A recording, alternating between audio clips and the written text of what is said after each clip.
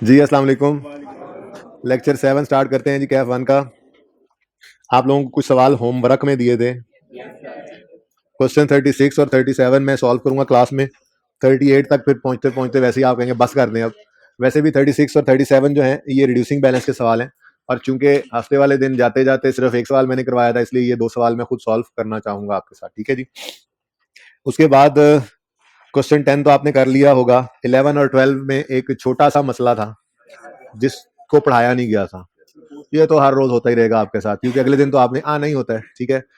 तो उस सवाल इनमें से 11वां सवाल मैंने करवा दिया, क्लास में करवाऊंगा आपको, पिछली क्लास में करवाया, और 12वां फिर आपका आज दोबारा होमवर्क बनेगा। ठीक है। उसके बाद एंड पे आखिरी को 10 एक मिनट मैंने एक्सचेंज ऑफ एसिड की बात कर दी थी, ताकि कुछ बच्चों को समझ आए, कुछ को ना आए, घर जाएं, घर जाके परेशान हो, और अगले दिन आए तो फिर अगले दिन वो जो चीज एक दिन पढ़ जाती है ना, वो फिर अगले दिन जाके पक्की होती है। ठीक है ना। ये पता है मैं इस तरह से करता क्यों? देखो ना, अब आपको जो समझाया सिर्फ वही होमवर्क दिया, तो फिर आपके दिमाग ने कुछ नया नहीं सीखा, कुछ एफर्ट नहीं की, वो बस उसी कैपेसिटी में रहता है। थोड़ा सा आपको ऐसे जैसे एक्सचेंज की ट्रांजेक्शन समझा के भेजूंगा, अब बाहर निकलोगे, सड़क पर चलती गाड़ियां एक्सचेंज कर रहे होगे, अपने जेब में पड़ा मोबाइल एक्सचेंज कर रहे होगे, लैप, हर चीज के ऊपर आप एक्सचेंज ढूंढ रहे होगे घर जाके। तो यही मकसूद होता है, परेशान होकर अगले दिन जब आप आएंगे क्वेश्चंस भी ज्यादा आपके जहन में होंगे। ठीक है ना। तो ये मैंने थोड़ा सा आपके साथ प्लान शेयर किया कि आज हम क्या कुछ करने जा रहे हैं। ठीक है जी। तो सबसे पहले क्वेश्चन नंबर 36 करते हैं। हो गया होगा ये सवाल इंशाल्लाह आप सबसे। करवा इसलिए रहा हूं क्योंकि रिड्यूसिंग बैलेंस मेथड का डिस्पोजल सिर्फ एक सवाल मैंने क्लास में करवाया था। ठीक है। इंशाल्लाह अभी ये दो सवाल करने के बाद मजीद कंफर्टेबल आप फील करेंगे, रिड्यूसिंग बैलेंस मेथड का डिस्पोजल भी हमें आता होगा इंशाल्लाह। तो following balances are appearing on 1 January 14। Plant account है 400 और अकोमोडेशन है 150। तो अगर एसेट का नाम दे दे तो हमने भी नाम ही लिखना होता है, पिछली क्लास में किसी ने बताया ही नहीं, आपकी क्लास में मुझे खुद नजर आ गया। ठीक है जी। तो यहाँ पे क्या लिखेंगे जी? पौधे का अकाउंट, प्लांट पौधा होता है ना, प्लांट पौधा नहीं होता, होता है, होता है जी। यकम जनवरी 14 पर ओपनिंग बताएं जी। 400 ऊपर रुपीज इन थाउजेंड लाजमी लिखना वरना फेल हो जाओगे। यकम जनवरी 14 ओपनिंग 150। अब मैं तो फेल नहीं ना हो सकता, ठीक है, आप हो सकते हैं। ठीक है, लेकिन इंशाल्लाह आपका पर्चा पास होगा, फिर आप भी पढ़ाते वैसे ही कर लिया करना उस वक्त। ठीक है ना, बच्चों को बता देना, कर लो, ऐसा कर लो, ऐसा कर लो। अच्छा जी सुने, जी स्टार्टिंग में लेजर्स में ना लिखें तो बेहतर है, क्योंकि लेजर में यहाँ पर अगर लेजर रिक्वायरमेंट में है तो लेजर के अंदर यहाँ 1000 नहीं भी है ना, तो रुपीज रुपीज लिखना भी इसके फॉर्मेट का हिस्सा है। तो लेजर अगर रिक्वायर्ड है, बचपन में सीख के आया ना इंट्रो में, तो लेजर के जो लवाजमात हैं मत लिखो यहाँ पे डेट डिस्क्रिप्शन, लेकिन यहाँ रुपीज लिखना लाजमी। तो अगर लेजर रिक्वायरमेंट में है, पहले दिन लिखा भी था रुपीज रुपीज, और अगर 1000 में तो rupees in thousand, rupees in thousand, million में तो rupees in million, rupees in million, rupees लिखना लाजमी है। ठीक है जी, हर लेजर में लिखना है, नहीं टॉप पे नहीं लिखना। लेजर्स अगर रिक्वायर्ड है तो हर लेजर के अंदर आपने रुपीज लिखना है लाजमी। ठीक है, रुपीज लिखें या 1000 में, 1000 में लिखें, मिलियन में है तो मिलियन में लिखें। ओके। अच्छा जी, उसके बाद addition of 30 took place on यकम मार्च 2014। एंट्री 30 रुपीज से plant debit, cash credit 1 March 2014। ठीक है जी।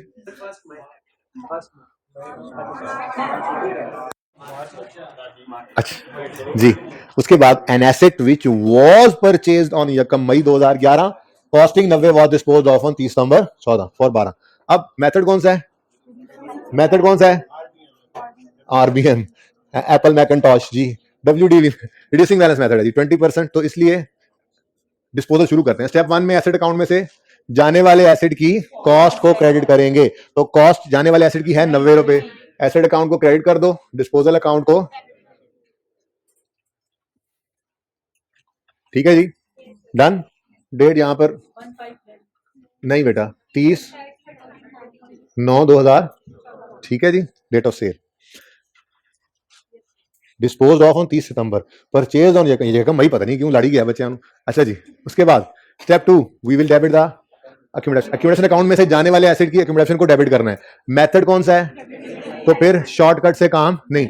आपकी क्लास में एक बच्चे ने कहा था कि जी वो हमने एफसी के अंदर एक फॉर्मूला पढ़ा है प्रेजेंट वैल्यू का, उससे हम इसको भी शॉर्टकट से कर सकते हैं। तो मैंने कहा था रहने दो भाई, अभी ना करो ये बात, हमने ऐसे ही याद करना है फिलहाल। मौका आने पे कभी जिंदगी में शॉर्टकट सीख भी लेंगे, उसको कहां यूज करना है वो बता भी दूंगा, फिलहाल नहीं। फिलहाल स्ट्रेट लाइन मेथड है तो शॉर्टकट, रिड्यूसिंग बैलेंस है तो डिटेल्ड वर्किंग, क्योंकि डिटेल्ड वर्किंग में से हमें दो चीजें और भी मिलती हैं जो आगे हमने यूज करनी होती हैं। फिर क्या क्या शॉर्टकट में फॉर्मूला लगाओगे, फिलहाल चलना तो सीख लो, ये ना हो कि शॉर्टकट पे जाओ और जो समझ आ रही है वो भी समझ आना बंद हो जाए। ठीक है ना, तो शॉर्टकट का वक्त जब आएगा बता दूंगा, फिलहाल यही याद रखना है। स्ट्रेट लाइन मेथड है तो एक्यूमुलेशन निकालने के लिए शॉर्टकट, और रिड्यूसिंग बैलेंस है तो लॉन्ग कट, डिटेल्ड वर्किंग। ठीक है जी।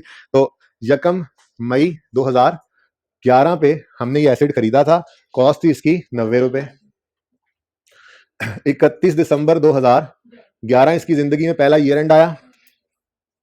स्ट्रेट लाइन हो या रिड्यूसिंग बैलेंस हो, पहला साल तो कॉस्ट पे रेट लगता है। हाँ, मसला रेजिडुअल वैल्यू के होने से आता है। स्ट्रेट लाइन में रेजिडुअल वैल्यू माइनस करते हैं, रिड्यूसिंग बैलेंस में माइनस नहीं करते, ठीक है ना। बार बार ये बातें करता हूं मैं, क्योंकि पेपर के अंदर जाके भी यही 10% 20% यही बातें भूल जाती हैं आपको। तो 20% इंटू 8/12 यकम मई को आया जी, एग्जैक्ट 12 जी 70, ठीक है जी। उसके बाद 31 दिसंबर 2012 आया। अब मेथड, अगर स्ट्रेट लाइन होता तो 90 पर ही रेट लग जाता, लेकिन रिड्यूसिंग बैलेंस है तो 78 का 20% कितना जी, 15.16 कर लूं। अब कर लिया जी, हमने नहीं किया तो फिर कितने बच्चों ने राउंड किया है, अब इनका क्या होगा फिर। चलें जी 15 पॉइंट, अब बस एक डेसिमल से आगे फिर मैंने को नहीं जाना, अब ये देख लो फिर, ठीक है जी। Book value 0.4। 31 दिसंबर 13 पिछले साल का एंड है, ये पिछले साल का एंड है, हमारा साल 14 वाला साल है, ठीक है जी। 62.4 का 20% जी 12.5, 4 नहीं 48 है तो 5 करो, राउंडिंग ही नहीं आती। अच्छा जी, नेक्स्ट बताएं जी। अब 50 पॉइंट, अब आप पॉइंट्स में आए हैं, वरना मैंने पिछली क्लास में तो एक पॉइंट भी यूज नहीं किया। नहीं 50 बेटा, बेटा मेरी बात सुनो, जज्बाती आप हो रहे हो, अब मेरी बात सुन लो। पर्चे के अंदर उसने 62.4 में से 12.5 देखना है माइनस होते हुए, तो जो पेज के ऊपर लिखा गया है ना, अब उसका आंसर बताना है, ठीक है। अपना आंसर ना निकालो, हाँ जी, आपने लिखा ना बेटा, यहाँ पे 12.5 लिखा गया ना, ठीक है। अब मैं गलत तो नहीं कर सकता ना, 12.48 को राउंड करके 12.4 नहीं कर सकते, 12.48 को राउंड करके 12.5 ही किया जा सकता है जी। ओके, लेकिन अहम बात यह है कि ये 31 दिसंबर 13 की बुक वैल्यू है, और मैंने कहा था रिड्यूसिंग बैलेंस मेथड में एक एडिशनल काम कर लेना, इधर यकम जनवरी 14 लिख लेना, ताकि ये वाली फिगर यहां यूज करते हुए मसला ना हो, गलती ना हो, ठीक है। चल जी, उसके बाद 30/9/14 पर ये एसेट बिका, तो 49.9 के ऊपर 20% लगोगे और 9/12 जी 7.5 कर लो जी, जी बोले 42.4। लेकिन हमें क्या चाहिए, अक्यूमुलेटेड। ये 30/9/14 की अक्यूमुलेटेड डेप्रिसिएशन नहीं है, ये 30/9/14 की बुक वैल्यू है। तो इस दिन तक की अक्यूमुलेशन चाहिए, तो कॉस्ट में से इस दिन तक की बुक वैल्यू को माइनस कर दो, तो 90 माइनस 42.4 47.5।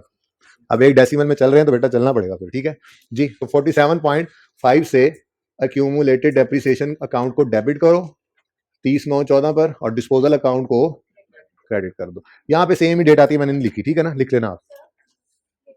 अच्छा अच्छा जी, इस एसी को बेटा ऊपर करवा दें जी, ये जब यूज होगी तब देखते हैं, फिलहाल चलने दें, ठीक है जी। स्टेप 1, एसेट अकाउंट को क्रेडिट किया जाने वाले एसेट की कॉस्ट से। स्टेप 2, एक्यूमुलेशन अकाउंट को डेबिट किया इस जाने वाले एसेट की सारी जिंदगी की एक्यूमुलेटेड डेप्शन से। स्टेप 3, कैश करना है रिकॉर्ड। कैश कितना मिला, 12,000 ओनली, तो कैश डेबिट डिस्पोजल क्रेडिट, और इधर ही आना है, पिछली क्लास में लिखा हुआ था। बहरहाल बैलेंसिंग फिगर कितनी आ गई जी, प्रॉफिट एंड लॉस में क्रेडिट साइड पर 30। बेटा इसका आंसर बताओ,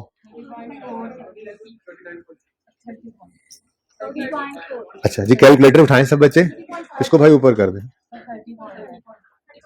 5, ठीक है बेटा। आप लोगों ने अपने रजिस्टर से आंसर नहीं बताने, पर नहीं हो रहा, हाथ से नीचे किया गया, बंद ही कर दो फिर, ठीक है, थोड़ी देर के बाद फिर ऑन करवा लेते जी। बेटा आप लोगों ने अपने रजिस्टर से आंसर नहीं देना होता। एक बात जहन में रख लें, अगर बोर्ड पे मैं सवाल सॉल्व कर रहा हूं तो जो बोर्ड पे फिगर्स लिखती हैं, फिर आप कैलकुलेटर करना पड़े तो कर लें, उसी फिगर का आंसर दिया करें, ठीक है। वरना बहुत कंफ्यूजिंग हो जाएगा उन बच्चों के लिए जो बाद में सवाल को देखेंगे या ऑनलाइन में देखेंगे। कोई भी बच्चा बाद में सवाल देखेगा तो कहेगा यार ये 30.4 कैसे आया, बच्चे इसमें फंस जाते हैं और परेशान होकर पूरा पूरा दिन गुजार देते हैं, ये 30.4 कैसे आया है, मतलब 30.5 था, वो कॉन्सेप्ट तो नहीं है इसके पीछे। हालांकि कॉन्सेप्ट नहीं होता, आप लोगों ने रजिस्टर से देख के फिगर बताई होती है, ठीक है। तो जो बोर्ड के ऊपर फिगर्स हैं उनका आंसर दिया करें जी। डिस्पोजल हो गया, अब रह क्या गया, तो एक फर्क कल ये आया था कि अक्यूमुलेटेड डेप्शन ऑफ डिस्पोजल की जो वर्किंग है वो डिटेल्ड हुई थी, ठीक है। और दूसरा फर्क आया था हमारी डेप्शन एक्सपेंस की कैलकुलेशन में। मेथड कौन सा है, रिड्यूसिंग बैलेंस मेथड में ओपनिंग कॉस्ट ऑफ ऑल में से opening cost of disposal minus नहीं करनी, क्योंकि रिड्यूसिंग बैलेंस मेथड में सब्सिक्वेंट ईयर में रेट बुक वैल्यू पे लगता है और ओपनिंग एसेट्स का मतलब यही है कि ये पुराने चले आ रहे हैं एसेट्स, ठीक है। तो opening book value of all में से opening book value of disposal निकालनी। ओपनिंग बुक वैल्यू कैसे निकलती है? बुक वैल्यू किसी भी दिन बुक वैल्यू निकालनी है खड़े होकर, तो कॉस्ट में से उस दिन तक की अक्यूमुलेट ऑप्शन को माइनस कर दें। तो हमें ओपनिंग डेट की बुक वैल्यू चाहिए, तो ओपनिंग कॉस्ट है 400 सारे एसेट्स की और ओपनिंग अक्यूमुलेशन 150 है सारे एसेट्स की, तो 250 रुपए opening book value of all assets बनती है। पर्चे में कोई 250 लिख दे तो भी बिल्कुल ठीक है, अगर कोई 400 ओपनिंग कॉस्ट ऑफ ऑल में से 150 ओपनिंग अक्यूमुलेशन ऑफ ऑल लिख दे वो भी ठीक है, दोनों ठीक है, ठीक है। अब ये जो 250 है ये सारे एसेट्स की बुक वैल्यू है ओपनिंग डेट पे, लेकिन इसमें अगर जाने वाले एसेट की ओपनिंग डेट की बुक वैल्यू पड़ी रहने दी तो उस पर पूरा साल डेप्रिसिएशन कैलकुलेट हो जाएगी, जबकि वो एसेट हमारे पास सिर्फ 9 महीने रहा है इस साल, ठीक है। तो फिर क्या करेंगे, हम इस 250 में से जाने वाले एसेट की इसी दिन की बुक वैल्यू माइनस करेंगे। तो इसलिए मैंने कहा था कि 1 जनवरी 14 लिख लेना, ताकि आप 400 माइनस 150 वाला जो 250 सारे सारे एसेट्स की बुक वैल्यू आई है उसमें से आप कहीं खुदा ना खास्ता 42.4 ना गलती से माइनस कर दें, क्योंकि क्योंकि सुने क्योंकि ये 400 माइनस 150 यानी 250 की जो फिगर है ये किस दिन की बुक वैल्यू है?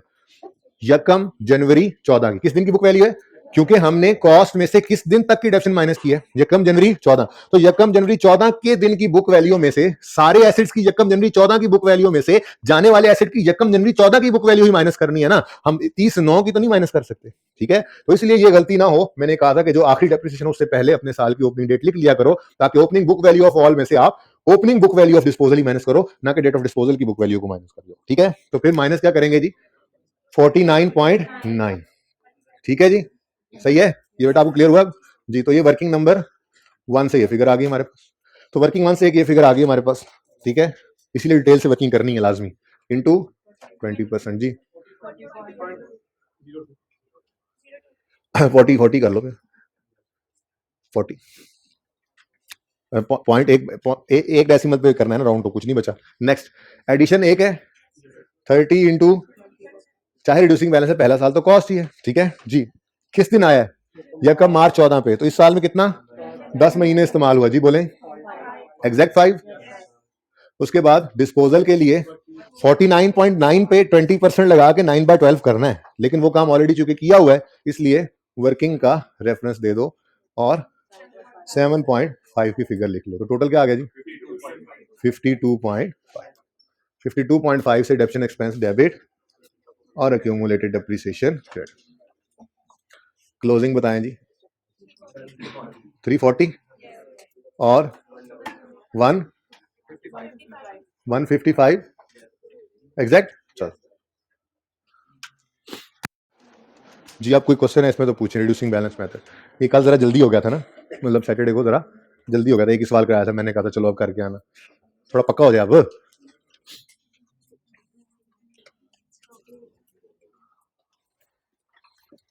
अच्छा जी, डिस्पोजल की जर्नल एंट्रीज कितने बच्चों ने की थी घर पे? जितने आज तक डिस्पोजल किए सबकी कर ली थी। कितने डिस्पोजल किए? सबकी कर ली थी, प्रैक्टिस करनी थी, ठीक है जी। चले, इसकी डिस्पोजल की एंट्री करनी है तो फिलहाल भूल जाएं कि डिस्पोजल अकाउंट बना हुआ है, समझे इस पे पर्दा पड़ा हुआ, ये है ही नहीं, ठीक है। और मैंने आपसे कहा था कि जर्नल एंट्री ऑफ डिस्पोजल क्या है? वही स्टेप्स ऑफ डिस्पोजल, ठीक है।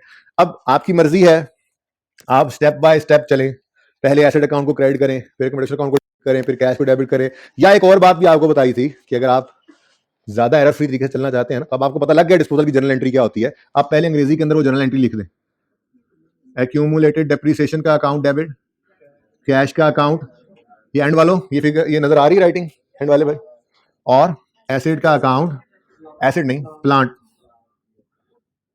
प्लांट का अकाउंट क्रेडिट। अब ये 3 फिगर्स, ये 3 अंग्रेजी के अल्फाज लिख दिए आपने, अब सिंपल हो गया बहुत, इसको सिर्फ फिगर्स को ढूंढना है सवाल में से जाके। तो ऐसे कर लें, आपकी मर्जी है। अगर ऐसे ना करना चाहें तो स्टेप बाय स्टेप भी चल सकते हैं, पहले प्लांट की कॉस्ट ढूंढकर स्टेप 1 में उसको क्रेडिट करें, फिर कमर्शियल निकालें, आपकी मर्जी है। लेकिन इस तरीके से चलने से जरा आसानी हो जाती है मेरे हिसाब से। अच्छा, लाजमी नहीं है कि दरमियान में ही एक लाइन छोड़ें गेन लॉस के लिए, ये भी एक मसला बच्चों को आता है, ठीक है। आप एक और काम भी कर सकते हैं, देखें, लॉस आएगा तो डेबिट फिगर आनी है, गेन आएगा तो क्रेडिट। अब अगर दरमियान में लाइन नहीं छोड़ना चाहते तो एंट्री करने से पहले एक लाइन खाली छोड़ दिया करें, फिर एंट्री पास कर लिया करें, और एंट्री के बाद तो सारी जगह खाली होती ही है। अब अगर गेन आएगा तो क्रेडिट साइड पे लिख देना, एंड पे लॉस आएगा तो ऊपर एक लाइन छोड़ी हुई है डेबिट साइड पे लिख लेना। तो कोई हार्ड एंड फास्ट रूल नहीं है कि दरमियान में लाइन छोड़नी होती, लेकिन चलो मैं ऐसे चल रहा हूँ। अच्छा जी, जी कोई मसला नहीं है, जैसे मर्जी सीक्वेंस फॉलो कर लें। एसी चलवा दें जी, अब जैसे मर्जी सीक्वेंस फॉलो कर लें। आप पहले ऊपर कैश लिख दें कंप्रेशन। हाँ ये ना करना कि प्लांट वाला क्रेडिट ऊपर लिखा हो और कैश का डेबिट नीचे, ये मुनासिब नहीं है। जर्नल एंट्री का तरीका क्या है, पहले डेबिट लिखते हैं हम, फिर क्रेडिट। तो डेबिट जितने भी हैं उनमें से जिसको मर्जी पहले लिख दो, जिसको मर्जी बाद में लिख दो, कोई मसला नहीं। जो लास्ट स्टेप है ना कम्युनिटी डेप्रिसिएशन डिस्पोजल में, आपने जब ये कम्युनिटी डेप्रिसिएशन फाइंड की तो आपने इसकी 3914 वाली बुक वैल्यू दी, और जबकि आप उधर डेप्रिसिएशन एक्सपेंस में ना इस ऊपर वाली ले रहे हैं 9.9 वाली। हाँ जी भाईजान, यहाँ तक जो है ना, यहाँ तक की डेप्शन यकम जनवरी 14 तक की है, ठीक है। फिर उसके बाद ये वाली डेप्शन भी ऐड होके यहाँ पे आ गई है। उसकी वजह मैंने ये अर्ज की, कल से कोई 3-4 दफा ये बात अर्ज कर चुका हूं कि ये 400 में से आपने 150 माइनस किया है। 400 में से आपने 150 जमा 52.5 नहीं माइनस किया हुआ। 400 में से जब 150 माइनस किया है तो ये बुक वैल्यू 250 किस दिन की है, यकम जनवरी 14 की। अब ये सारे एसेट्स की यकम जनवरी 14 की बुक वैल्यू है, तो इसमें से जाने वाले एसेट की वही फिगर ही निकालोगे ना जो यहाँ पे पड़ी हुई है। यकम जनवरी 14 पे तो ये 49 ही पड़ा है ना, इसके अंदर सारे एसेट्स की वैल्यू यकम जनवरी 14 की अवेलेबल है यहाँ पे, ठीक है ना। इसलिए इसको माइनस करेंगे और फिर डेप्रिसिएशन बकाया एसेट्स की निकल आएगी। अब जो ये 49.9 माइनस किया, ये क्यों माइनस किया, क्योंकि यहाँ पड़ा रहता है, तो बातें ना करें प्लीज, यहाँ पड़ा रहता है तो ये सारा साल डेप्रिशिएट हो जाता है, ठीक है ना। तो इसको अलग लाके डेप्रिशिएट करना था, तो वो वर्किंग में ऑलरेडी किया होता, तो वो क्रॉस रेफर किया होता। अच्छा जी सुने, एंट्री तो करवाई नहीं आपने। स्टेप 1 डिस्पोजल अकाउंट सामने नहीं है सामने disposal account. Step 1 asset account में से एसेट की कॉस्ट क्रेडिट करेंगे, कितनी है जी 90। अब जब ये अंग्रेजी लिख लिया तो आसानी हो जाएगी, ठीक है। जो चीज पहले मिलती जाए वो पहले लिख ले, कोई मसला नहीं जी। 90 एसेट अकाउंट में से क्रेडिट। स्टेप 2 एक्यूमुलेटेड, अच्छा चलो कैश लिख लो भाई। कैश कितना आया जी 12,000, तो कैश आपने डेबिट कर दिया 12। अब एक्यूमुलेट ऑप्शन निकालनी है, जो एक्यूमुलेशन अकाउंट में से डेबिट करनी है, तो उसके लिए आपको एक वर्किंग करना पड़ेगी। वो वर्किंग लकीली हमने की हुई है, पहले काम कर जो लिया असल में। तो क्या फिगर आई है जी, तो 47.5 से इसको डेबिट कर दिया। अब बैलेंस करें तो 30.5 प्रॉफिट एंड लॉस अकाउंट के अंदर आप बैलेंसिंग फिगर फेंक दें, लॉस है जी। जी लिख लेंगे बिल्कुल। इसको ना बेटा ऊपर कर दें हाथ से, इधर रखें, ठीक है जी। आपने जब जर्नल एंट्रीज किया तो आपने पॉइंट्स के लिहाज से किया, जो इंग्लिश आपने उनको बस वैसे लिखा है। पहला पॉइंट तो ये पड़ा we will credit that account the cost of this. हाँ जी तो कर नहीं दी, ये क्या क्रेडिट किया हुआ भाई फिर। और दूसरा point we will debit the आपने इसको ऊपर भी किया, इसको नीचे भी किया। मतलब इसलिए कि भाई साहब चुप कर जाए यार, बोल किस लिए रहे हैं आप लोग। भाई साहब डेबिट जर्नल एंट्री में ना पहले लिखा जाता है, इसलिए डेबिट वाली साइड पहले लिखी हुई है। आपने कभी जर्नल एंट्री ऐसे देखी है, ऐसे डेबिट कैश क्रेडिट की एंट्री आपने यूं लिखी हो, कैश 10 रुपए से और ऐसे डेबिट 10 रुपए से, कभी ऐसे जर्नल एंट्री देखी है आपने। ऐसे जर्नल एंट्री नहीं करनी होती, पहले डेबिट लिखना होता है। सवाल बन नहीं रहा, बनाओ पहले फिर करो। अच्छा जी सुने, लाजमी सवाल करना जरूरी नहीं होता जी। अच्छा जी सुने, 36 क्वेश्चन में कोई मसला है तो पूछें। 37, हाँ लेकिन ये सॉल्व करना है फिर भी, ताकि थोड़ा और पक्का हो जाए disposal under reducing balance method, क्योंकि ये यहां पे किया हुआ डिस्पोजल ही है। फीमेल स्टूडेंट्स को लगता है कि क्लास से बाहर नहीं निकालूंगा, मैं बिल्कुल निकाल दिया करता हूं, खामोशी से बैठे। अच्छा जी, ये रिड्यूसिंग बैलेंस का डिस्पोजल यहाँ सीखना है, ये फिर एंड तक सिलेबस के ये चलते रहना है, साथ साथ चलता है, साथ साथ चलता है, ये बार बार आता रहता है, तो भूले ना, इसलिए थोड़ी प्रैक्टिस यहाँ पे करनी है, ठीक है ना। आपने माना कि किया, लेकिन मेरी तसल्ली तभी होगी जब 2-3 सवाल मेरे सामने भी हो जाए, ठीक है। तो क्वेश्चन 37 यहाँ पे सॉल्व करता हूँ मैं, देखें सारा फॉर्मेट बना हुआ है, थोड़ी देर लगेगी, लेकिन एक बार आप लोगों के सामने तसल्ली से फिर बात आ जाएगी, ठीक है। सवाल पहले से आपने किए हुए हैं, इसलिए नोट करने वाली तकलीफ और बीमारी से आप नहीं गुजर रहे हैं, तो सिर्फ ध्यान से सवाल को देख रहे हैं, ये समझने के लिए ज्यादा अच्छा तरीका है, ठीक है। ईयर एंड अगर कैलेंडर ईयर से हट कर आ जाए तो मैंने कहा था एक साल को लिख लिया करो अपने, ये साल को लिख लिया करो अपने सवाल पर, इससे गलती के चांसेस कम हो जाते हैं, ठीक है। तो यकम अक्टूबर 13 को साल शुरू हो रहा है, ये 30 सितंबर 14 पे जाकर खत्म होगा, तो कोई से 12 महीने हमारा फाइनेंशियल ईयर हो सकता है, ठीक है। अच्छा अब कॉस्ट है 30,000, अक्यूमुलेट ऑप्शन है 12,000, ठीक है। 1000 में क्वेश्चन करें तो यकम अक्टूबर 13 पर कॉस्ट 30 और अक्यूमुलेट डेप्रिसिएशन रुपीज इन 1000 लिखना बहुत से भी ज्यादा लाजमी होता है, ठीक है जी। अच्छा उसके बाद जी खैर से इस सवाल के अंदर कोई एडिशन नहीं है जी, कोई एडिशन। हाँ अपने सामने सवाल हैंडआउट में रख लें, कोई मसला नहीं अगर प्रॉब्लम हो रही है तो जी। अब 2 डिस्पोजल हैं, पहला डिस्पोजल जो है वो 31 दिसंबर 13 में हो रहा है, और दूसरा डिस्पोजल जो है वो हमारे साल में नहीं है, दोनों ही हमारे साल में है। 31 दिसंबर 13, यकम अक्टूबर 13 के बाद आता है, ऐसे ही 31 मार्च 14 30 सितंबर से पहले आ जाता है। तो ये दोनों डिस्पोजल हमारे साल में ही हुए हैं, ठीक है। अच्छा, स्टेप 1, एसेट अकाउंट में से जाने वाले एसिड की कॉस्ट को क्या कर देंगे, क्रेडिट। तो एसेट अकाउंट में से 10 को क्रेडिट करें, एसिड ही है ना, प्लांट तो नहीं लिखा, प्लांट लिखा हुआ है? वो तो ऊपर वाले में था, ठीक है, एसिड है, ठीक है, कॉस्ट लिखी हुई है जी। तो एसेट अकाउंट को क्रेडिट करो 10 से, डिस्पोजल अकाउंट को डेबिट कर दो।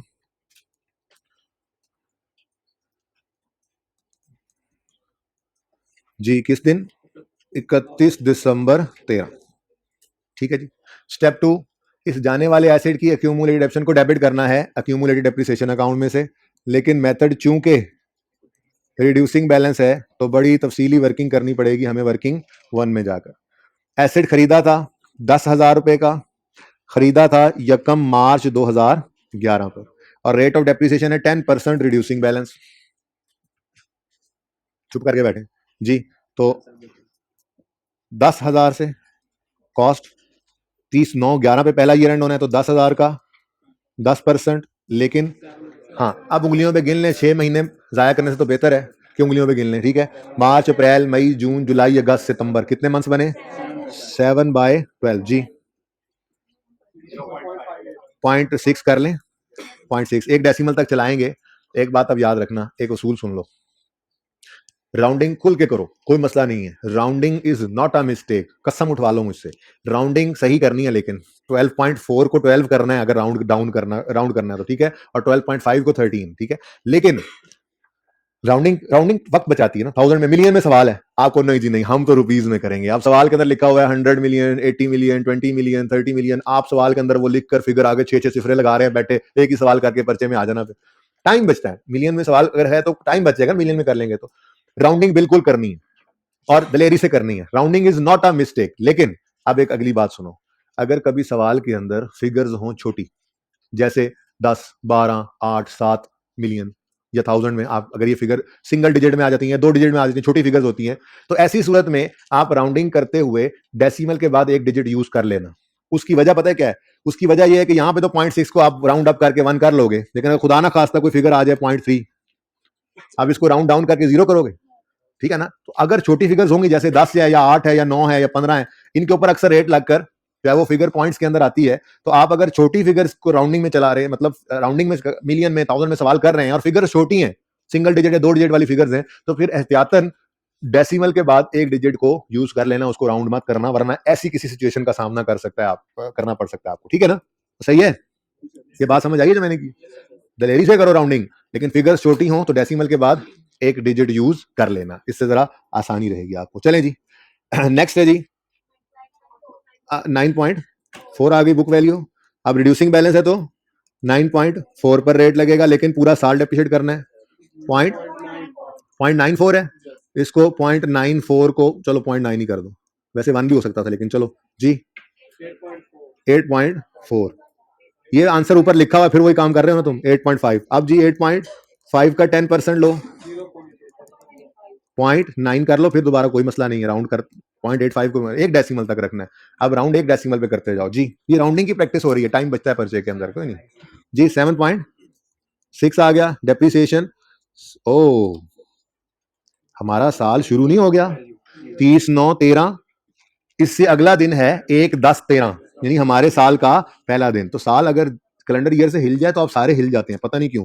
इसके साथ लिखें यकम अक्टूबर 13, इससे क्या फायदा होगा, डिडक्शन एक्सपेंस निकालते हुए गलत फिगर नहीं उठाएंगे आप, पक्की आदत रखें, ठीक है जी। 7.6 का 10%, लेकिन मंथ्स गिन लो, 30 यकम अक्टूबर से अक्टूबर नवंबर दिसंबर, कितने मंथ्स, 3/12 जी आंसर।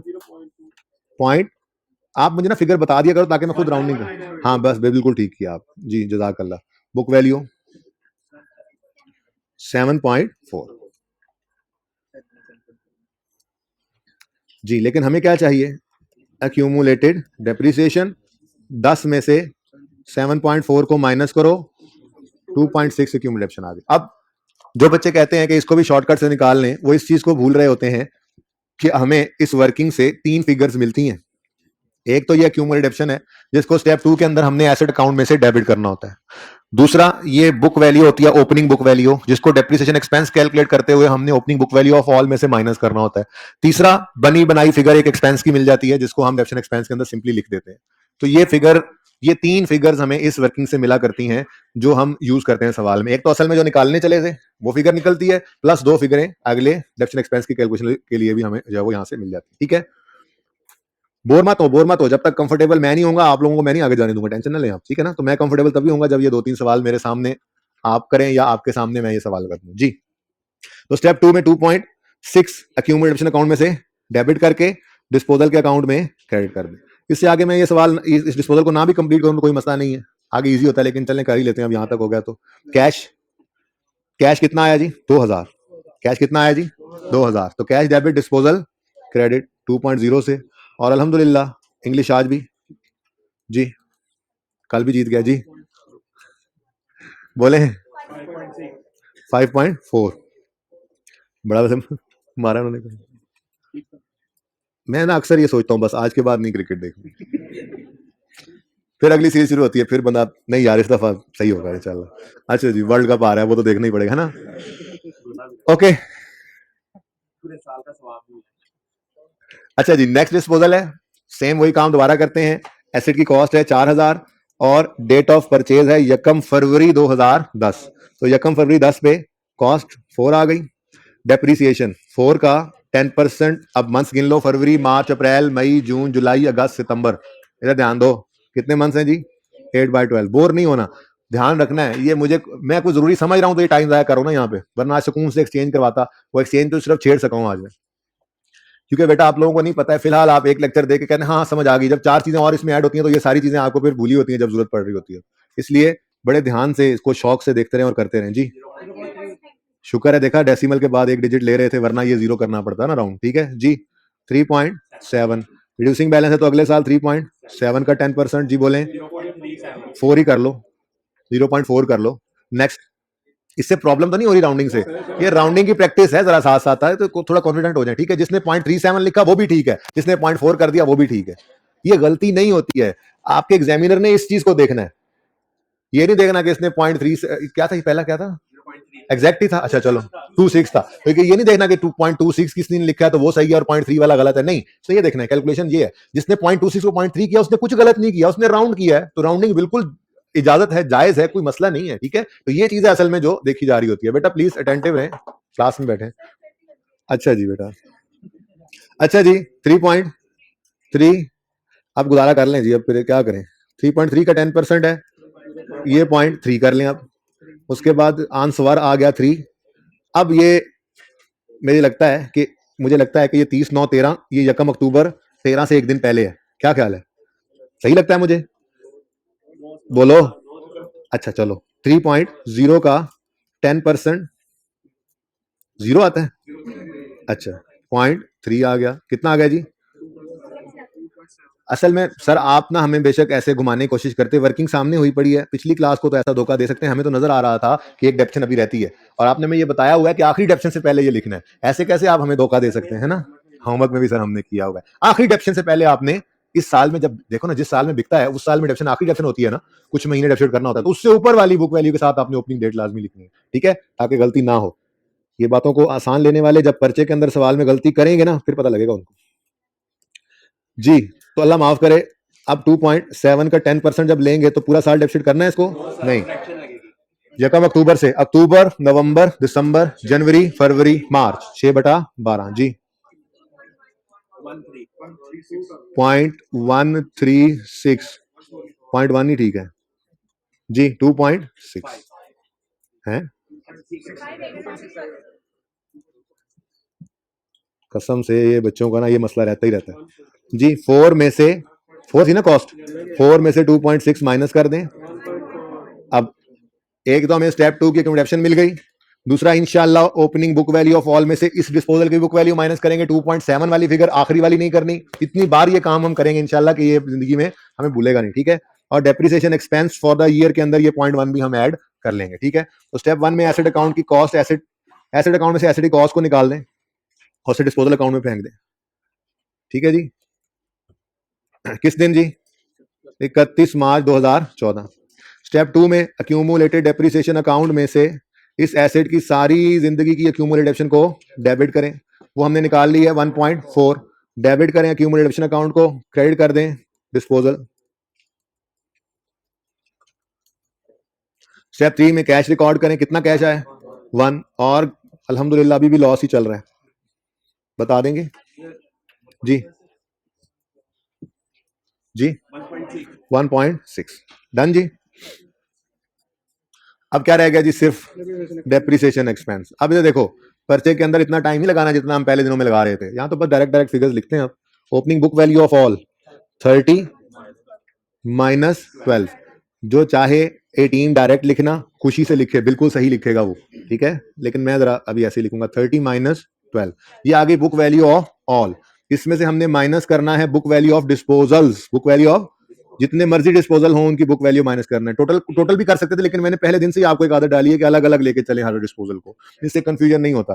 तो अब 7.4 और 2.6, 7.4 2.6 माइनस नहीं करेंगे, इसीलिए ये डेट लिखवाई थी कि आपने हमेशा देखे ना, opening book value of all में से डिस्पोजल के दिन की बुक वैल्यू माइनस नहीं हो सकती, जो चीज पड़ी होगी उसमें वही माइनस करनी है ना। तो अब opening book value of all किस दिन की है, यकम अक्टूबर 13 की, तो उसमें से जाने वाले एसेट की भी किस दिन की वैल्यू माइनस होनी चाहिए, यकम अक्टूबर 13 की। तो ये दोनों फिगर्स हैं हमारे पास 7.6 और 2.7, जिनको हम माइनस करेंगे। 7.6 माइनस 7.6 माइनस 2.7 जी, बकाया पर 10% जी 1.96। यार कोई एक फैसला कर लें, तब तक मैं जरा ये लिख लेता हूँ, ये वर्किंग 1 से मैंने लिया है, ये वर्किंग 2 से लिया है, आप फैसला कर लें तब तक जी। 0.8 हो गया जी, ठीक है। उसके बाद कोई एडिशन है जी, ओके, एडिशन नहीं है तो पर्चे में इसको लिखने की भी जरूरत नहीं थी, अब लिखा पड़ा तो मैं डैश लगा देता हूँ। एडिशन नहीं है तो इस साल एडिशन कोई डेप्रिसिएशन नहीं है। डिस्पोजल बिल्कुल है, और डिस्पोजल एक नहीं है, दो है खैर से, ठीक है, तो दो डिस्पोजल हैं, तो वर्किंग 1 और वर्किंग 2 क्रॉस रेफर कर दो उनको, 0.2 और 0.1, 0.2 और 0.1, तो ये वर्किंग कर लेना बहुत फायदेमंद है, इससे हमारी 3 फिगर्स में मिला करती हैं। तो 0.2 और 0.1, तो ग्रैंड टोटल हो गया 1.1। Depreciation expense debit accumulated depreciation credit 1.1 से वर्किंग नंबर 3, 31 दिसंबर तो नहीं है ना, इस साल का एंड है 30/9/2014 जी। क्लोजिंग्स बताना पसंद करेंगे, नो वाले बता दो, पर्ची में भी कुछ ना लिख के आना। 16 आता है बोले, और कैसे तुम्हें कॉस्ट से ज्यादा डेप्शन ने मेरा तो त्राह निकल गया, मैं क्या लगता है सवाल गलत हो गया जी। 9.12 plus 1.1 minus 2.6 minus 1.4 is equal to, यार 1 कैसे हो गया, कैसे हो गया 1, इस कैलकुलेटर निकाल, किसका 1 हो गया जरा बताएं, किसने कहा 1 हो गया, बता दो, कुछ नहीं कहता, बता दो इसने कहा। अब जरा कैलकुलेटर निकाल के ना, ये कैलकुलेटर पे लिखो, तुम्हारी ये सजा है, ये लिख के 4 फिगर्स मुझे आंसर बताओ जो कैलकुलेटर पे आता है। 1, बड़ी मेहरबानी जी, अल्लाह आप लोगों को जाए खैर दे, साथ खज्जल करने के लिए आप लोगों ने जो कोई कसर उठा नहीं रखी जी। आप थोड़ा कंफर्टेबल हुए हैं, लें भाई पिक्चर, जल्दी कर लें।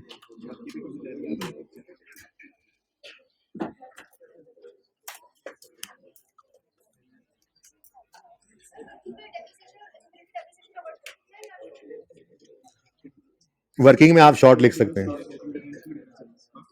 लेजर रिक्वायर्ड है तो लेजर में नहीं शॉर्ट लिखना, पूरा डेप्रिसिएशन एक्सपेंस लिखना है पर्चे में आपने।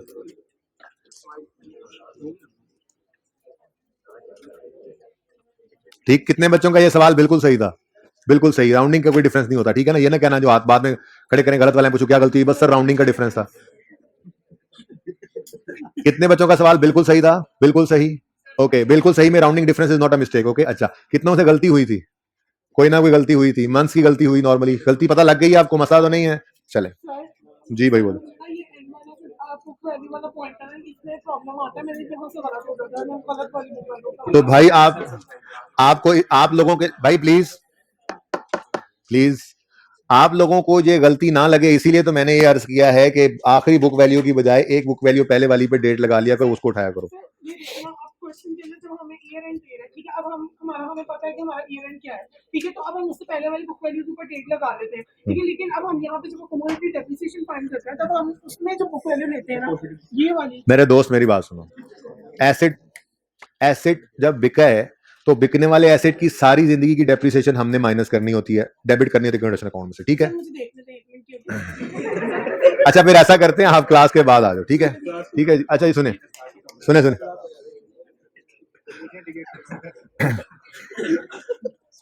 बस कर दें यार, कोई मसला नहीं है।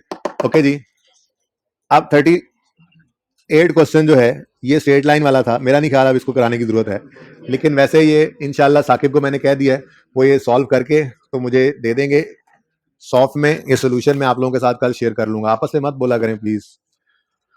क्वेश्चन नंबर 10 हो गया था, सिंपल क्वेश्चन था, इसका सोल्यूशन भी मौजूद था, ठीक है जी। क्वेश्चन नंबर 11 में आपको करवाता हूं, 12 बिल्कुल वैसा ही है, समझाऊंगा जाहिर है दोनों ही, लेकिन 12 होमवर्क में है, आपस में बातें मत किया करें प्लीज।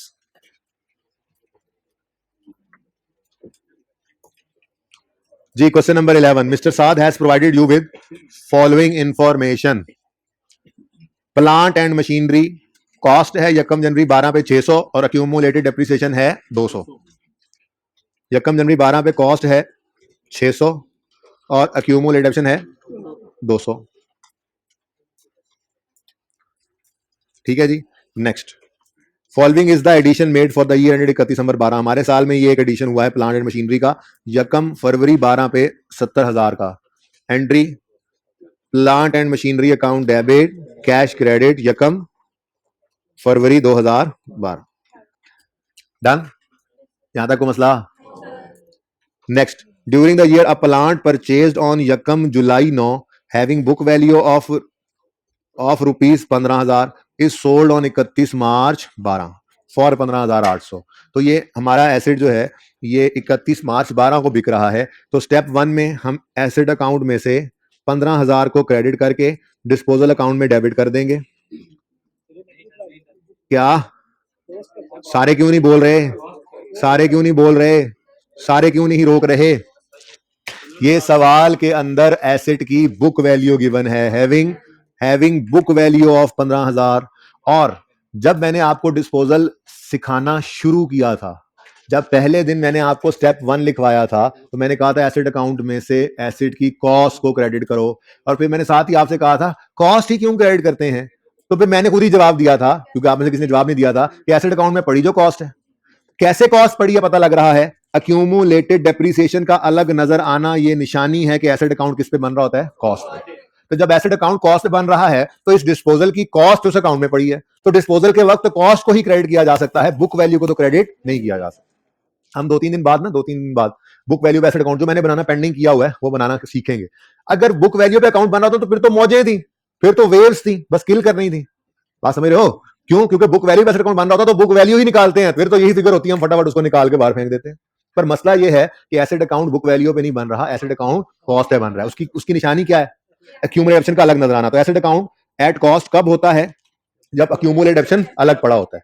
तो अब अगर एसेट अकाउंट कॉस्ट से बन रहा है तो फिर डिस्पोजल में एसेट अकाउंट से कॉस्ट ही निकल कर जाएगी। ये 15 कॉस्ट नहीं है सवाल के अंदर, ये 15 बुक वैल्यू गिवन। अब मसला आ गया, वैसे डेट क्या थी डिस्पोजल की? 31 मार्च। 31 मार्च है, अच्छा जी। अब मसला समझ आ गया है भाई? देखो पहले मसला समझना जरूरी होता है, मसला समझ में आएगा तो उसके सोल्यूशन की तरफ जाएंगे ना। मसला क्या है? एसेट की बुक वैल्यू गिवन है सवाल में, हमें 15,000 क्या है? Book value of asset. हमने एसेट अकाउंट में से कॉस्ट निकालनी होती है, बुक वैल्यू नहीं निकालनी होती। ठीक है, हमें क्या करना पड़ेगा? कहीं ना कहीं से इसकी कॉस्ट को कैलकुलेट करना पड़ेगा। ठीक है, तो ये नया काम आज हमने सीखा, calculation of cost if it is missing in question. लेकिन अहम बात पता है क्या है?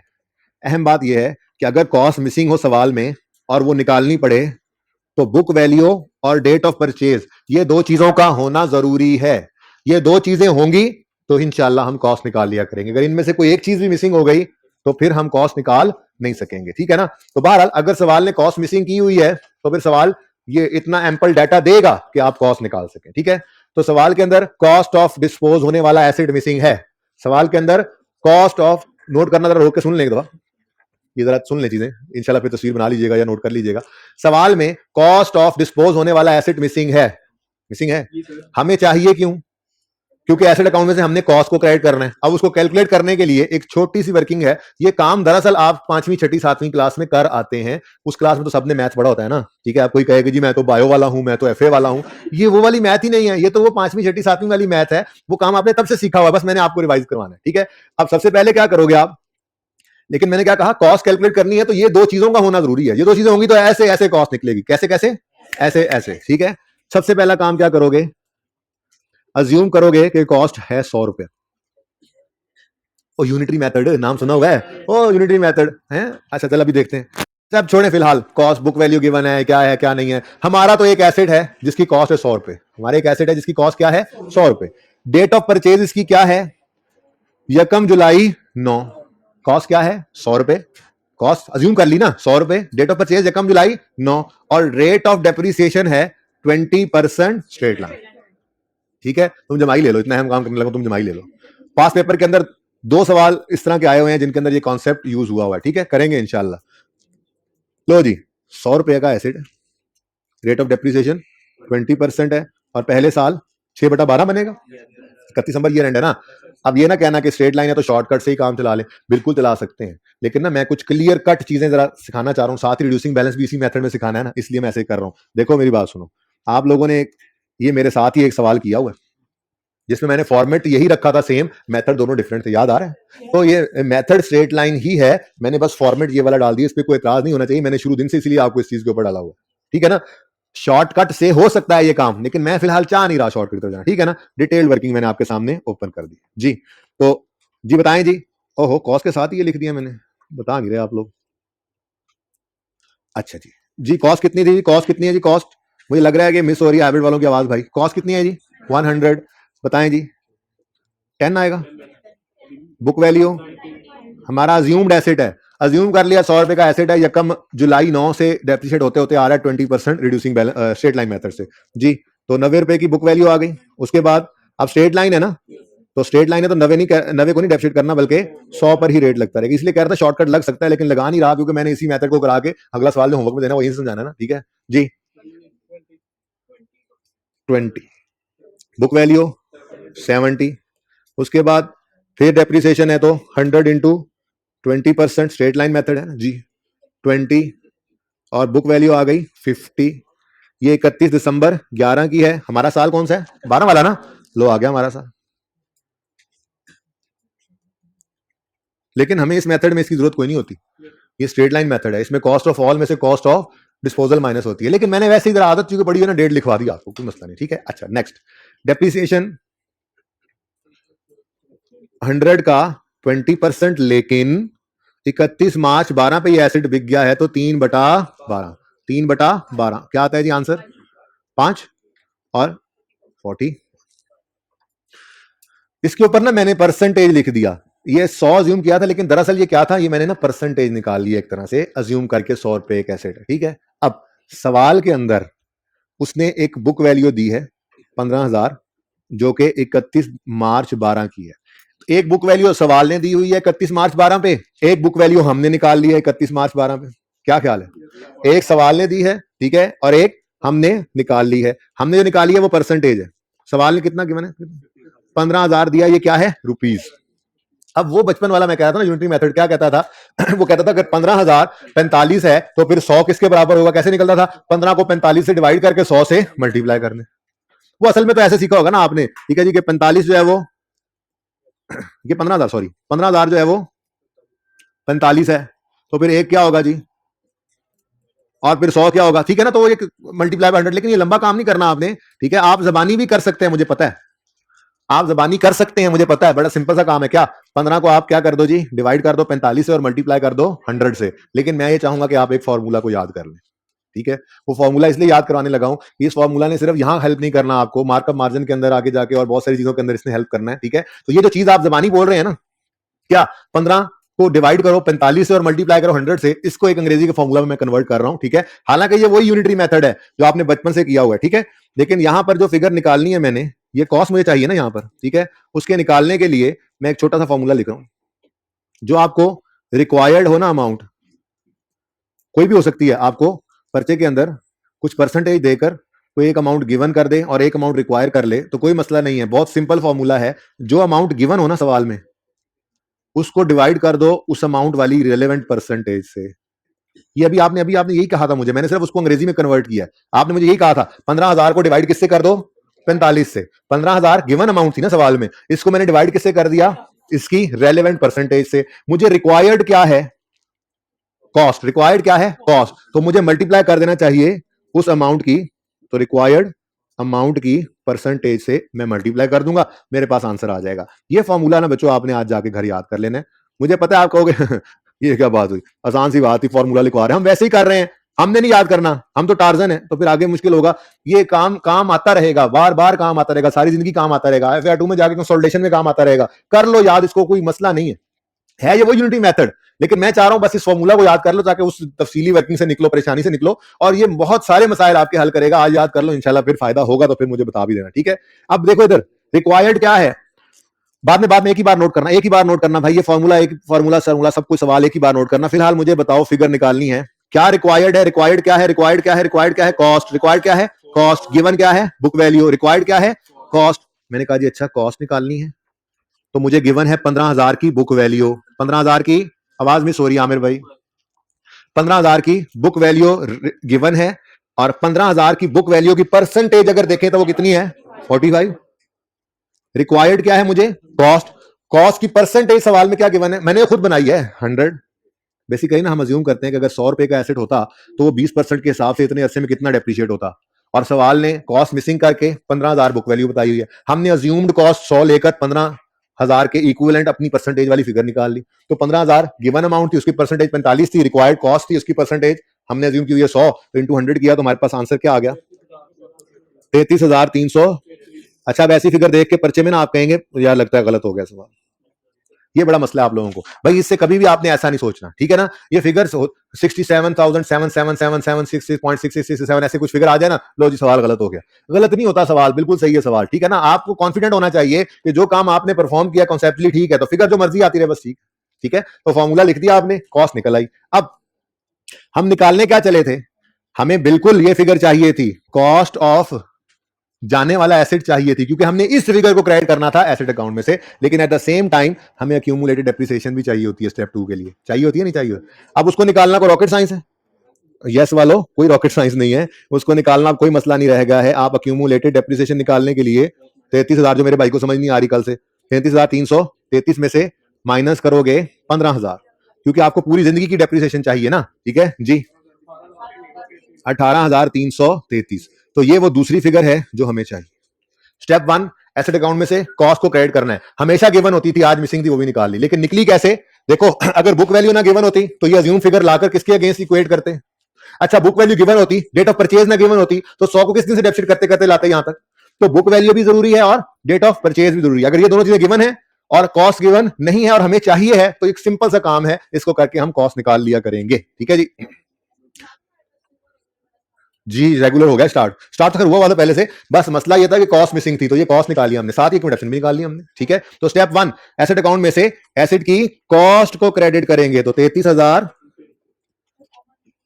33,000 33.3 कर लेना, ठीक है, 1000 में कर रहे हैं ना सवाल। लेकिन इसके साथ भी आज आपको वर्किंग वन, पहली बार ऐसा हुआ कि एसेट की कॉस्ट के लिए वर्किंग वन करना पड़ी, वर्किंग करना पड़ी, ठीक है। स्टेप 2, अच्छा इसको क्रेडिट करके डिस्पोजल को डेबिट कर दो ना। स्टेप 2, अक्यूमुलेटेड एसेट अकाउंट को 18.3 लिख दो, बस अब राउंड कर रहा हूं मैं, 18.3 से इसको डेबिट करके डिस्पोजल अकाउंट में फेंक दो। 31 मार्च 12 18.3, ठीक है, और सही है। Step 3, we will record cash. Step 3, we will record cash was sold for 15,800, cash debit, disposal account credit 15.8। बताओ जी बैलेंसिंग फिगर कितनी है, 0.8, इधर ही है क्या, आज इस तरफ नहीं आ रहा फिगर, प्रॉफिट लॉस बैलेंसिंग नहीं आ रहा। पहली बार ऐसा हुआ कि हमने इन आंखों से देख लिया कि डिस्पोजल पे गेन भी आता है, कितना, 800 रुपए का, ठीक है। तो इतनी दफा लॉस देखा कि अब याद हो चुका था कि क्रेडिट साइड पे तो हमेशा बैलेंस फिगर आती है तो लॉस ही होता है। तो जैसे ही डेबिट साइड पे आया फौरन ठटक के रुक गए, ओह ये क्या हुआ, अच्छा ये गेन ऑन डिस्पोजल आ गया, ठीक है, लॉस नहीं है। अच्छा अब रह क्या गया जी, हाँ जी, तो वर्किंग नंबर 2 है डेप्रिसिएशन एक्सपेंस। अच्छा, ऑन ओपनिंग। अच्छा, मेथड कौन सा है? स्ट्रेट लाइन मेथड है, तो फिर टेंशन ही कोई नहीं है। 600 में से 33,3 को माइनस करना है। गलत कहा या सही कहा? ओपनिंग कॉस्ट ऑफ ऑल में से cost of disposal, cost of all में से कॉस्ट ऑफ डिस्पोजल। वो तो होमवर्क वाले सवाल में बुक वैल्यू आएगी, ठीक है, उसके लिए बताता हूं क्या करना है, लेकिन फिलहाल कॉस्ट ऑफ ऑल में से कॉस्ट ऑफ डिस्पोजल माइनस करना है, ठीक है। तो कॉस्ट ऑफ ऑल कितनी है जी? 600 minus cost of, cost of disposal कितनी है जी? 33.3। आप बताओ एग्जामिनर को, ये मैंने वर्किंग वन में निकाली है आज, ठीक है। तो कॉस्ट ऑफ ऑल में से कॉस्ट ऑफ डिस्पोजल आपने माइनस की, बकाया कॉस्ट पर 20% रेट लगा दिया। बोलो भाई, 113.3 कर लो ना, बस एक डेसिमल में चल रहे हैं। उसके बाद कोई एडिशन है? अच्छा जी, है एडिशन। कितना एडिशन है जी? 70 रुपए का एडिशन है। तो 70 इंटू 20% इंटू कब आया जी? या कम फरवरी को आया, तो सिर्फ एक महीना नहीं रहा ना, फिर पूरे 11 महीने रहा हमारे पास। 11/12 8 12.83 12.9 नहीं बनता जी, 12.8 जी। उसके बाद ऑन, अब डिस्पोजल की डेप्रिसिएशन निकालना पड़ेगी जी। 33.3 इंटू 20% इंटू 3/12 जी, हमारे साल में 3 महीने जी। बोले 1.7, ठीक है जी, 1.7। बल्कि इसको रहने दें, इसको थोड़ा ऊपर ले जाएं जी। टोटल 127.8। ये डेप्रिसिएशन एक्सपेंस आ गया जी। Depreciation expense debit, accumulated depreciation credit 127.8, working number 2, 31 दिसंबर 12। क्लोजिंग बता दीजिए। 309 एसिड का, 309.5 और एसिड का 636.7। तो अगर कभी खुदा ना खास्ता सवाल में कॉस्ट मिसिंग हो गई तो निकाल लोगे अब, लेकिन जरूरी क्या है उसके लिए? बुक वैल्यू और डेट ऑफ परचेज का गिवन होना।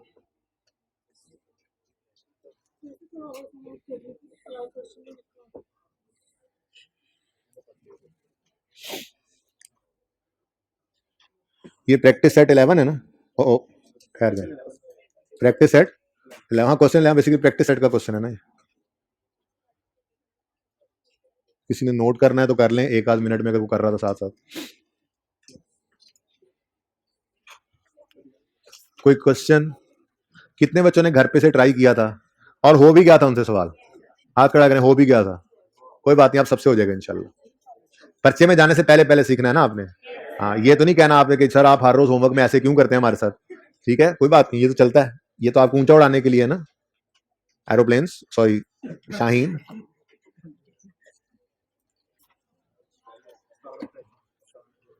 किसने कहा? 15 और 3 18 और 5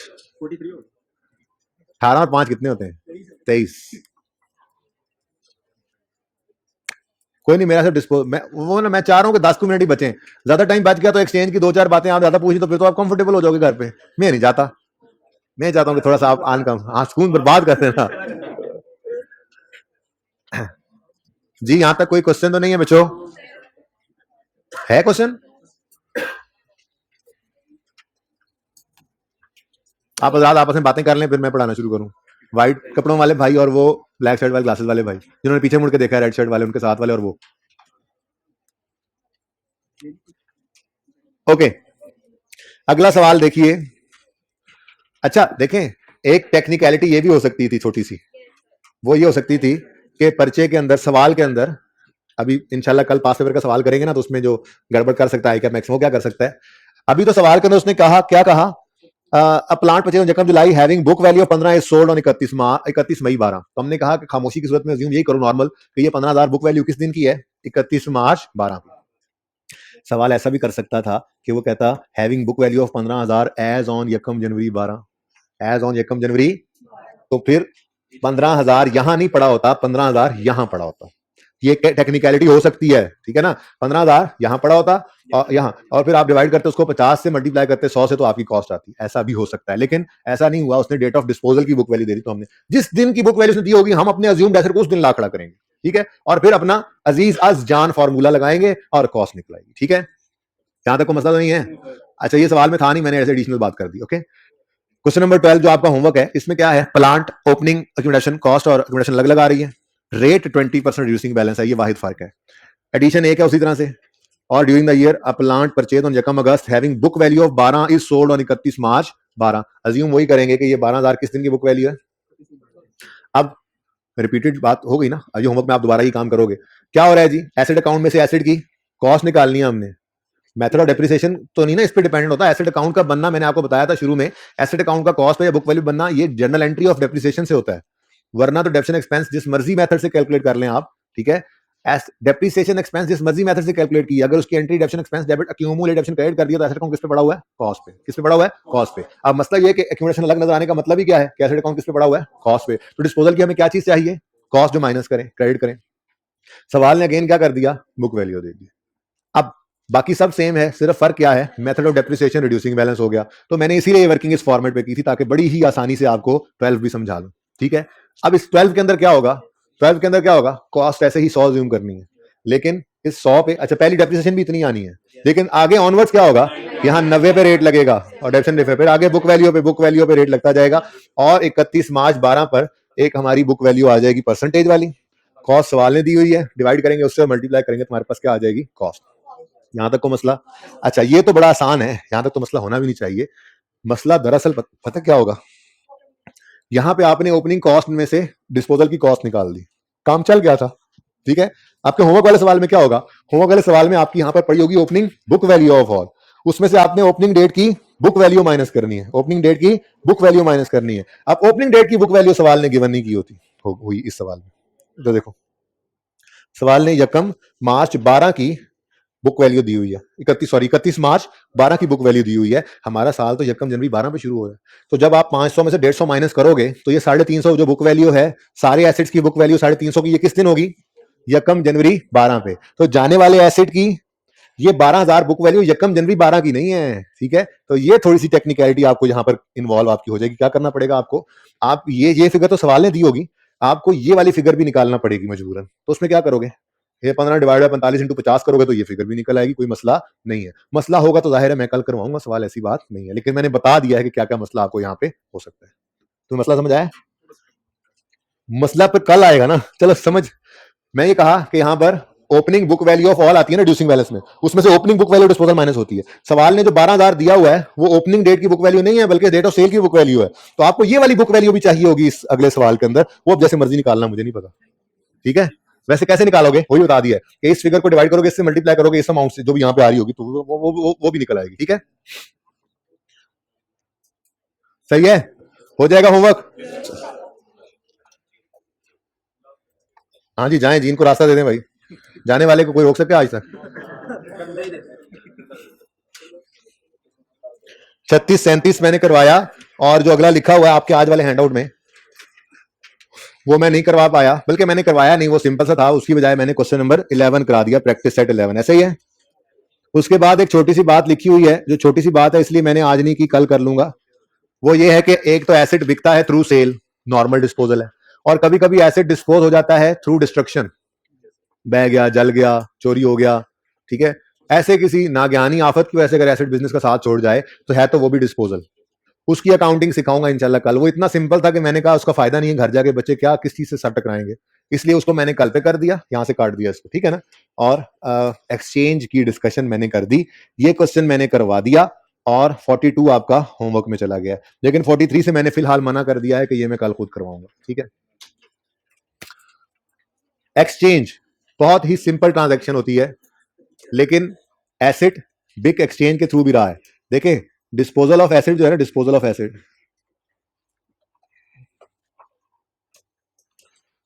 फिलहाल एसिड को डिस्पोज करना जो सीखा है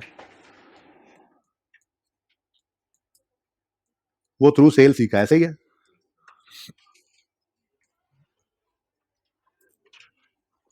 disposal of fixed asset through sale. अच्छा, ये नॉर्मल डिस्पोजल का मोड है, बिल्कुल नॉर्मल डिस्पोजल का मोड है। एसिड बेच दिया हमने, डिस्पोज हो गया। कभी कभी एसिड तबाह हो जाता है, तबाह दे, ठीक है जी। तो ऐसी सूरत में अकाउंटिंग में कोई खास फर्क इंशाल्लाह ये कल सिखाऊंगा। थ्रू डिस्ट्रक्शन भी डिस्पोज हो सकता है। बहुत डिस्टर्बेंस है जी आज ये माइक के अंदर। तो through sale normal mode, through destruction abnormal loss, abnormal disposal होता है, ठीक है ना। लेकिन फिलहाल मैं इसकी बात नहीं कर रहा, मैं आज आपको पढ़ाने लगा हूं थ्रू एक्सचेंज।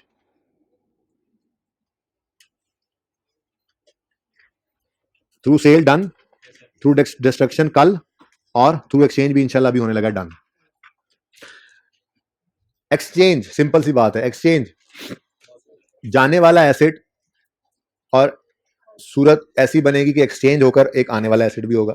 एक जा रहा होगा एसिड बिजनेस से, और दूसरा एक्सचेंज का मतलब ही क्या है, जेब में पड़ा हुआ पुराना मोबाइल हफीज सेंटर लेकर गए और उस मोबाइल को भी दिया, कुछ पैसे भी दिए, और दुकानदार से नया मोबाइल लेकर आ गए। तो आपने अपने पुराने मोबाइल को क्या कर लिया, एक्सचेंज कर लिया with a new mobile, exchange कर लिया विद अ न्यू मोबाइल, ठीक है।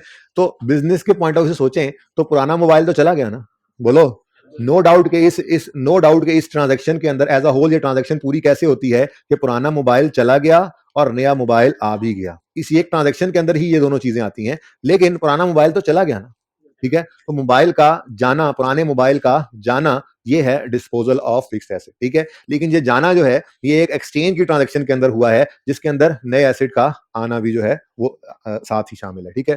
और बहुत सिंपल ट्रांजैक्शन होती है, इसमें कोई आपकी जो है वो कॉम्प्लेक्सिटी कोई नहीं होती। सवाल पढ़ते हैं। Mister Qasim owns a mobile Nokia 3310 which he purchase on यकम अप्रैल 2012 फॉर ₹3000। कासिम के पास एक 3310 है जो इसने यकम अप्रैल 12 को खरीदा था 3000 का। ऑन यकम जनवरी 14, कोई 9 और 1 साल 9 महीने बाद की बात हो रही है, ठीक है ना। 1 साल 9 महीने बाद 31 दिसंबर 13 कह लो या यकम जनवरी 14 कह लो, बात तो एक ही है ना। यकम अप्रैल 12 को एसिड खरीदा तो 12 वाले साल में 9 महीने इस्तेमाल हुआ, और 13 वाले साल के अंदर पूरा साल इस्तेमाल हुआ। 14 के साल के पहले दिन कुछ हो रहा है तो फिर वो 14 का साल तो ना बीच में काउंट करें, ठीक है ना। अब 1 साल 9 महीने बाद क्या हुआ, Qasim went to Hafeez centre where he saw a Samsung Galaxy. ये कुछ 3-4 दिन पहले जब सवाल बना था ना, तो तब कासिम मेरा एक टी होता था, ठीक है। तो उसके नाम का सवाल बनाओ, तो आप लोगों में से किसी के नाम का बन सकता है अगर आप चाहें तो, ठीक है। अच्छा, काट के आपका नाम लिख देते हैं। हर बंदा घर जाके काट के अपना नाम लिख ले, ताकि घर में बैठ के सोचे एक्सचेंज की ट्रांजेक्शन को, ठीक है। अब he went to a fee center where he saw a Samsung Galaxy. He said, "Oh, what a beautiful mobile it is." अच्छा लगा उसको। 3310 उसके पास था और गैलेक्सी उसने देखा। उस वक्त गैलेक्सी का जमाना था, अभी तो आईफोन का जमाना। अभी बच्चे कहते हैं जी वो पता नहीं 14, पता नहीं कौन सा मैक्स, और मैं कह रहने तेरी मेहरबानी, फिर 50,000 को बढ़ाना पड़ेगा, सारा सवाल बदलना पड़ेगा, जाने दो। मैं कहा ठीक है, ऐसे ही ठीक है। अब उसने क्या कहा, वाह वाह ये तो बड़ा जबरदस्त मोबाइल है, ठीक है। साथ ही प्राइस लेवल उसके ऊपर देखा कितना लगा हुआ है, it bore a price level of 50,000। He immediately, पैसा बड़ा कासिम के पास, he immediately decided to exchange old sick mobile with the new one। ने कहा बस पुराने को बेचो और नया ले लो, ठीक है। अब गया दुकानदार के पास और काउंटर पे जाके बड़े आराम से अपना 33,000 रखा, क्योंकि जोर का रखने से काउंटर टूट भी सकता था। 33,000 जाके उसने रखा और जाके कहा, भाई साहब ये गैलेक्सी मैं खरीदना चाहता हूं और बदले में आपको अपना 3310 भी दूंगा। आप ये बताएं कोई पैसे ऊपर देने पड़ेंगे, ठीक है। अब दुकानदार ने कासिम का मुंह देखा, 3310 देखा, और 3310 को उलट पुलट के कहने लगा, मेरे हिसाब से ये 1200 रुपए का है, मेरे हिसाब से। हाँ तो 3,000 का खरीद के 2.25 साल चला भी लिया है, बस मेरे हिसाब से ये 1200 रुपए का है। अब ये एक्सचेंज की ट्रांजैक्शन है। ये जो 1200 रुपए है, ये वो वैल्यू है जो दुकानदार ने असाइन की हमारे पुराने एसेट को। ये the value assigned by shopkeeper to old mobile was 1200 only. तो ये जो 1200 है, ये कहलाता है ट्रेड इन अलाउंस। क्या कहलाता है जी? उसकी वजह पता है क्या है? उसकी वजह यह है कि ये 1200 रुपए दुकानदार देगा नहीं कासिम को, बल्कि ये 1200 रुपए की वैल्यू जो पुराने मोबाइल ने लगाई है, ये कुर्बान हुआ है पुराना मोबाइल नया खरीदने के लिए, तो नए की कीमत को ये इतना कम कर जाएगा। इसलिए इसको क्या कहा जाता है जी? ट्रेड इन अलाउंस, या दूसरा नाम इसका क्या होता है जी? एक्सचेंज अलाउंस भी इसको कहते हैं। क्या कहते हैं जी? ये जी ये बता रहा हूं एक बार फिर, ये जो ट्रेड इन अलाउंस है, इसकी डेफिनेशन मैंने आसान अंग्रेजी में ये लिखी हुई है, value assigned by the shopkeeper to old mobile is called trade in allowance. समझ आइए अब, ठीक है। जो जो कासिम के पुराने मोबाइल की वैल्यू दुकानदार ने लगाई है वो क्या है, 1200 रुपए। अब ये पैसे कासिम को मिलने नहीं है, बल्कि कासिम ने जो 50,000 रुपए का गैलेक्सी खरीदा है, अब उसके वो 50,000 रुपए नहीं देगा, बल्कि कितना पैसा पे करेगा, 48,800। 48,800, ठीक है। तो ट्रेड इन अलाउंस जो है ये जर्नल एंट्री में कहीं नजर नहीं आता। हाँ, खुदा ना खास्ता अगर कैश पेड की फिगर ना गिवन हो सवाल में, जैसे यहां पे नजर नहीं आ रही, मैंने मिटाई हुई है, आपका हैंड आउट नहीं देखना, उसमें नजर आ रही है, ठीक है ना। उस पर तो लिखा हुआ रिजल्टेंटली ही पेड 48,800। मैं कह रहा हूं नहीं, अगर ये 48,800 की फिगर सवाल में मिसिंग हो ना, तो आप ट्रेड इन अलाउंस को यूज करके वो निकाल सकते हैं। इंशाल्लाह होमवर्क वाले सवाल में मिसिंग होगी और आपने निकालनी है, मैं तो कल करवाऊंगा ना ये वाला सवाल, तो ठीक है। अब ट्रेड इन अलाउंस यूज करके आप कैसे निकाल सकते हैं जी कैश पेड की फिगर, अब ये भी आपने खुद ही निकाली, कॉमन सेंस की बात है। अकाउंटिंग में हर चीज को आप मुश्किल ही ना तस्वर किया करें, कॉमन सेंस यूज करके भी तो अकाउंटिंग हो सकती है, सिंपल सी बात है। 50,000 का मोबाइल है, 50,000 का मोबाइल है, 1200 पुराने की कीमत लगी, तो आप कितना कैश पे करके आओगे, 48,800, यही है कैश पेड की फिगर, ठीक है। तो सवाल में मिसिंग भी हो तो आप निकाल सकते हैं, लेकिन पहला सवाल था उसमें सवाल के अंदर ये गिवन थी, रिजल्टेंटली ही paid 48,800 for the new mobile, ठीक है। अब मैं आपको कराने लगा हूं जी journal entry of exchange, journal entry of disposal through exchange. लो भाई, इसके अब नए स्टेप्स लिख लेते हैं। सारी जिंदगी जब नया काम करेंगे तो नए स्टेप्स लिखा करेंगे, ऐसे थोड़ी है। एक बार डिस्पोजल के स्टेप्स लिख लिए हैं ना, बस उन्हीं को यूज करके इसको भी कर लेंगे, हर बार नहीं स्टेप्स लिखने बैठ जाना, बड़ी सिंपल सी बात है। पुराना एसेट गया कि नहीं गया, उस पुराने एसेट के जाने पर एसेट अकाउंट में से उसकी कॉस्ट को क्या करना है, क्रेडिट। क्या करना है, क्रेडिट। ये स्टेप आज भी वैसा ही है। फिर जब ये एसेट पुराना चला गया 3310 क्या, तो ये जो यूज होकर डेप्रिशिएट हुआ था, इसकी डेप्रिसिएशन बिजनेस में पड़ी होगी, वो भी एक्यूमुलेशन अकाउंट से क्या कर देंगे, डेबिट। तो स्टेप 2 आज भी वही है।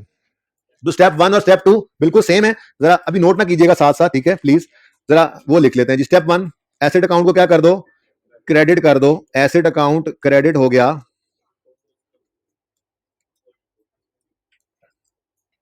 एसेट अकाउंट क्रेडिट हो गया कॉस्ट ऑफ ओल्ड एसेट से। कॉस्ट ऑफ ओल्ड कितनी है जी, कॉस्ट ऑफ ओल्ड 3,000 की। 3,000 का खरीदा था हमने, तो 3,000 डन जी।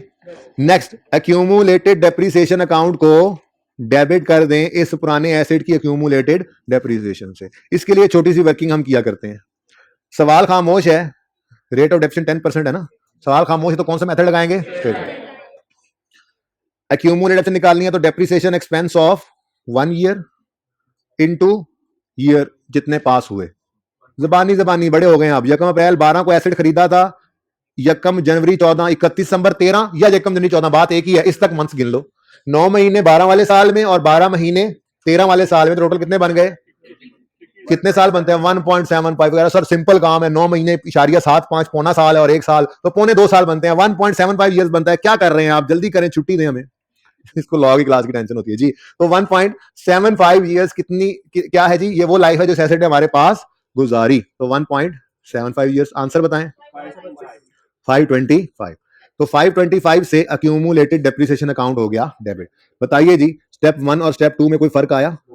अच्छा, अब स्टेप 3 क्या था ना मैंने क्या लिखवाया था, वी विल रिकॉर्ड कैश। मैंने इसीलिए उस वक्त ये नहीं लिखवाया था कि we will debit asset account, we will debit cash account with cash received, क्योंकि मैंने तो इसको जनरली यूज करना था। उस वक्त कैश रिसीव हो रहा था तो कैश अकाउंट डेबिट था, आज कैश पे हो रहा है तो फिर एसेट अकाउंट कैश अकाउंट क्या कर देंगे, क्रेडिट, ठीक है ना। तो जो स्टेप 3 था ना, we will record cash, step 3 आज भी वही है, वी विल रिकॉर्ड कैश। कल तक, बल्कि आज की क्लास के हाफ तक, जब तक एसेट बिक रहा था, एसेट बिक कर कैश आ रहा था, तो हम जो रिकॉर्ड कर रहे थे कैश, उसमें कैश अकाउंट डेबिट कर रहे थे। आज एक्सचेंज की ट्रांजैक्शन है, नॉर्मली एक्सचेंज की ट्रांजैक्शन में भी कैश रिसीव हो सकता है, हमारा जापानी एसेट और चाइना वाला ले लें हम, ठीक है ना।